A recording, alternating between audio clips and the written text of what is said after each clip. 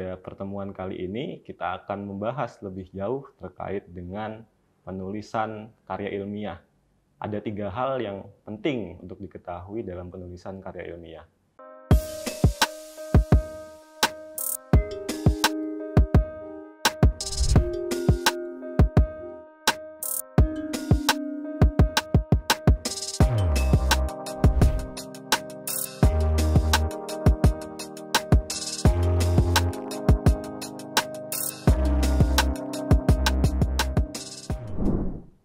Assalamualaikum warahmatullahi wabarakatuh. Selamat berjumpa kembali dengan saya, Gufroni Anars, di channel atau kanal Kuliah Teknokrat. Pada pertemuan kali ini, kita akan membahas lebih jauh terkait dengan penulisan karya ilmiah. Ada 3 hal yang penting untuk diketahui dalam penulisan karya ilmiah. Yang pertama yang akan kita bahas adalah penulisan kutipan. Yang kedua, kita akan membahas catatan kaki. Dan yang ketiga adalah daftar pustaka. Ketiga hal ini penting untuk Anda ketahui manakala ingin menulis atau menyusun sebuah karangan ilmiah. Nanti kita akan bahas lebih detail terkait 3 hal tersebut. Yang pertama ada kutipan.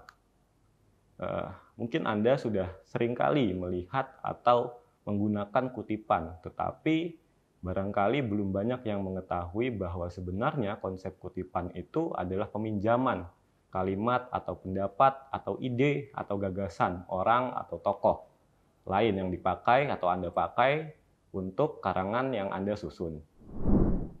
Pertanyaan selanjutnya adalah mengapa perlu mengutip dalam menyusun karangan ilmiah? Jadi kutipan sangat penting untuk diterapkan sebagai pengaya gagasan Anda dalam tulisan yang Anda susun. Selain itu, kutipan juga bisa Anda gunakan sebagai kritik terhadap suatu gagasan tertentu, dan juga yang terakhir adalah sebagai memperkuat uraian yang Anda sampaikan di dalam tulisan tersebut. Setelah tahu apa hakikatnya, kemudian mengapa kutipan itu penting, selanjutnya kita akan melihat bagaimana cara mengutip dalam sebuah tulisan. Yang pertama yang akan saya jelaskan adalah kutipan menyebutkan nama penulis atau editor atau cukup nama belakang saja, kemudian diikuti tahun terbit, sumber referensi, halaman yang dikutip berapa. Secara umum itu yang disebutkan di dalam kutipan. Namun dalam penerapannya ada banyak sekali susunan kutipan. Ada yang langsung, ada yang tidak langsung, ada yang kutipannya ditaruh di belakang, ada yang di depan. Nah, kita akan lihat contohnya satu persatu. Contoh pertama, titik buka kurung Budi tahun 2007 202 tutup kurung. Nah, bagian titik yang awal itu adalah kutipan yang Anda kutip gitu. Itu adalah tulisan dari sumber asli yang Anda tulis ulang di dalam karangan Anda. Kemudian diikuti dengan identitas si pengarang atau sumber yang Anda kutip. Budi itu nama penulis bukunya, itu dimisalkan saja. Kemudian setelah nama diikuti tanda koma. Baru tahun 2007 titik 2 adalah pemisah antara tahun dengan halaman kutipan. Kemudian tentu di akhir jangan lupa diakhiri dengan tutup kurung. Gitu. Yang kedua, ini sedikit berbeda dari yang pertama. Nama tokoh atau orang yang Anda kutip itu diletakkan di luar kurung. Bentuknya menjadi Budi buka kurung 2007 titik 2 202 tutup kurung menyatakan titik. Nah, bila kita amati pada contoh kedua ini tidak banyak perbedaan sebenarnya antara unsur-unsur yang ada di dalam sebuah kutipan, hanya saja penempatannya berbeda. Budi nama pengarangnya diletakkan di luar kurung. Ini biasanya digunakan dengan diikuti dengan kata kerja. Kalau yang dicontoh itu kata kerjanya adalah menyatakan. Nah, harus diperhatikan juga pada tipe kutipan seperti ini, jangan menggunakan kata kerja yang verbal atau yang diucapkan misalnya. Biasanya digunakan menyatakan, mencatat, menulis. Karena apa? Kutipan itu biasanya didapatkan dari tulisan sumbernya, bukan dari ucapan atau dari sumber verbal. Kalau Anda menggunakan kata kerja misalnya, Budi tahun 2007 mengatakan, pertanyaannya, apakah Anda benar-benar mendengar Budi mengatakan itu? Kan tidak, misalnya seperti itu. Kalau Anda mengutipnya buku, maka gunakan kata kerja yang menyatakan itu tulisan. Misalnya menyatakan atau menulis, mencatat, dan seterusnya. Itu jauh lebih tepat untuk digunakan dalam tipe kutipan nomor 2. Gitu. Yang nomor 3, menurut Budi, buka kurung, tahun 2007, titik 2, halaman 202, tutup kurung, titik, titik, titik. Nah, ini tidak jauh berbeda. Hanya saja yang harus diperhatikan dalam tipe 3 ini, jangan ulangi kata kerja. Menurut itu sudah merupakan kata kerja. Jadi kalau yang nomor 2 tadi ada kata menyatakan, yang nomor 3 ini tidak perlu ada menyatakan. Langsung saja, menurut Budi 2007, halaman 202, apa gagasannya yang dikutip gitu. Misalnya Anda mengutip tentang apa itu kutipan. Jadi redaksinya menjadi, menurut Budi tahun 2007 halaman 202, kutipan adalah bla bla bla bla. Nah, seperti itu. Tidak perlu ada kata menyatakan lagi gitu. Jangan di double ketika sudah ada kata kerja di awal gitu. Yang nomor 4, menurut Budi, buka kurung, tahun 2007, dalam Ani, 2009, titik 2, halaman 23, tutup kurung, titik, titik, titik.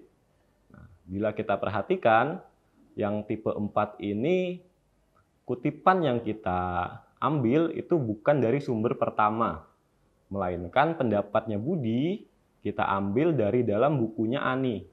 Hal ini lumrah terjadi, sebab beberapa sumber memang sudah sangat sulit didapatkan, sehingga kita harus menggunakan buku-buku terbaru yang pernah mengutip pendapatnya si Budi ini gitu. Misalnya Ani pernah mengutip pendapatnya Budi, maka kita kalau kesulitan mendapatkan bukunya Budi yang asli, kita bisa mengutipnya dengan bukunya Ani. Caranya seperti nomor 4 itu. Jadi menurut Budi, buka kurung 2007, dalam Ani. Nah, itu artinya kita mengutip pendapat Budi di dalam bukunya Ani. Yang tahun 2009 itu merupakan bukunya Ani. Petunjuk bahwa buku Ani terbit 2009. Lebih muda daripada bukunya Budi atau lebih terbaru dari bukunya Budi. 23 juga halaman yang menunjukkan bukunya si Ani. Itu tadi beberapa cara mengutip. Tetapi di samping itu harus diperhatikan juga bahwa jenis kutipan itu terbagi menjadi 2. Yang pertama adalah kutipan langsung atau to quote. Yang kedua merupakan kutipan tak langsung atau to paraphrase. Nah, yang pertama, kutipan langsung yang harus digarisbawahi atau Anda soroti adalah kutipan ini mengutip sama persis kata per kata seperti sumbernya. Kalaupun ada kesalahan di dalam sumber aslinya, Anda dilarang mengubah satu huruf pun dalam kutipan yang Anda susun itu. Gitu. Jadi harus sama persis dari sumber aslinya. Yang kedua yaitu kutipan tak langsung. Gagasannya adalah meminjam ide utama, tapi redaksinya, kata-katanya disusun ulang oleh Anda sendiri gitu. Nah, kutipan tak langsung ini juga biasa disebut sitir. Prosesnya menjadi menyitir, bentuknya menjadi sitiran gitu. Jadi kata dasarnya sitir kalau kutipan tidak langsung ini. Nah, agar lebih jelas, silakan Anda lihat contoh berikut ini, sebuah kutipan langsung. Kalau kita perhatikan, kutipan langsung ini selalu diawali dengan tanda petik 2 atau tanda kutip ya, kita lebih sering mengenalnya gitu. Saya tidak akan membacanya secara lengkap gitu, barangkali hanya akan saya berikan gambaran bahwa di dalam contoh tersebut terdapat gagasan yang benar-benar asli dari sumber kutipan gitu. Tetapi di baris ketiga itu ada buka kurung lagi. Di dalamnya Anda bisa lihat itu ada tulisan SIC tanda seru tutup kurung. Itu yang harus diperhatikan. Ketika ada kesalahan penulisan pada sumber kutipan, Anda tadi kan saya bilang tidak boleh mengubahnya. Nah, bagaimana agar pembaca tahu bahwa terdapat kesalahan dalam kutipan? Silakan Anda tambahkan tanda SIC tanda seru, SIC itu. Itu artinya Anda sudah mengetahui bahwa di dalam kutipan terdapat kesalahan cetak atau kesalahan tulis dari sumber aslinya, bukan kesalahan yang Anda lakukan. gitu. Seperti biasa, diakhiri kutipan langsungnya dengan sumbernya. Ini dari bukunya Sani tahun 1999, halaman 7, tutup kurung. Nah, ini contoh kutipan langsung. Selanjutnya, ada kutipan yang tidak langsung. Seperti tadi saya sampaikan, kalau kutipan tidak langsung, kata-katanya boleh diubah. Kemudian boleh dicampur dengan pendapat Anda. Hanya saja yang harus diperhatikan adalah gagasan utamanya harus benar-benar merepresentasikan gagasan dari sumber yang Anda kutip. Gitu. Dalam contoh berikut, Anda bisa perhatikan dalam kalimat kedua, hal itu sejalan dengan tujuan penulisan sebuah recount yang mengarah pada bentuk hiburan atau pemberian informasi. Nah, selanjutnya ada tulisan penulis aslinya, Callaghan dan Rotary. Bisa diperhatikan di sini bahwa terdapat kata hal itu sejalan, itu yang harus diperhatikan. Berarti si penulis artikel ini mengungkapkan bahwa pendapat dia sejalan dengan pendapat tokoh yang dia kutip gitu. Sehingga secara tidak langsung dia sudah mengutip pendapatnya si Callaghan dan Rotary, meskipun hanya dengan penekanan hal itu sejalan dengan gitu. Kira-kira seperti itu kalau kutipan tidak langsung. Dan harus diperhatikan dari segi bentuk tidak ada tanda petiknya ya. Jadi langsung saja, tidak perlu dipisahkan dengan kalimat yang lain, tidak perlu dipisahkan dengan kalimat Anda sendiri. Baik, yang selanjutnya adalah catatan kaki. Catatan kaki biasanya dikenal sebagai catatan yang berada di bawah dari halaman karya ilmiah. Catatan kaki ini juga bisa diartikan sebagai wujud informasi terperinci dari daftar pustaka.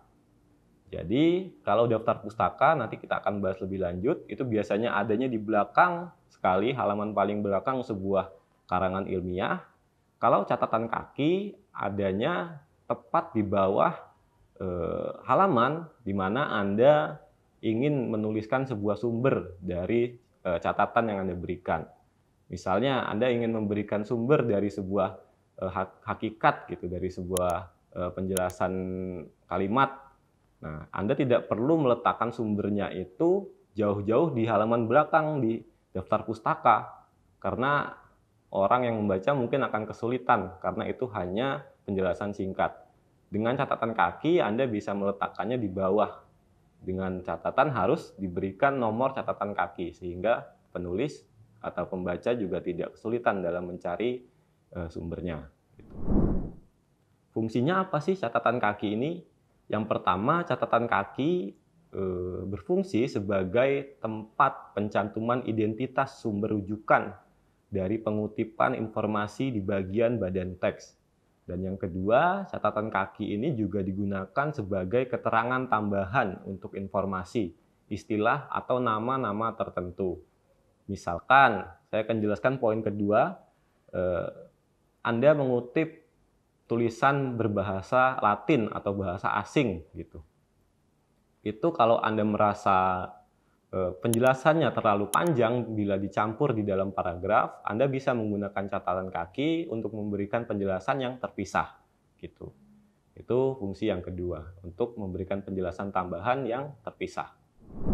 Teknik penulisan catatan kaki, yang pertama, catatan kaki harus ditulis di bagian bawah setiap lembaran atau akhir bab karya ilmiah. Jadi bukan di belakang, kalau di belakang namanya daftar pustaka.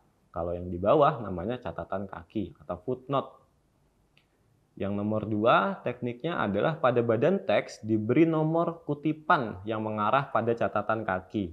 Nomornya ini biasanya seperti tanda petik gitu, kecil letaknya di atas atau di bawah juga ada. Jadi hanya sebagai tanda bahwa nomor itu merujuk pada tulisan yang ada di catatan kaki. Gitu. Yang nomor tiga, penulisan catatan kaki harus mencantumkan secara lengkap nama penulis, judul karya ilmiah yang dikutip, nama penerbit, tempat penerbitan, tahun penerbitan, dan nomor halaman yang dikutip. Jadi seperti kutipan yang kita bahas tadi di awal, catatan kaki juga harus mencantumkan secara rinci sumber-sumber yang dikutip. Itu menunjukkan rasa hormat kita, kemudian rasa tanggung jawab kita terhadap orang-orang yang sudah menuliskan gagasannya di dalam buku. Gitu. Terima kasih sudah menyaksikan video pembelajaran ini. Jangan lupa like, komen dan subscribe, serta nyalakan tanda loncengnya agar kalian tidak ketinggalan informasi update lainnya.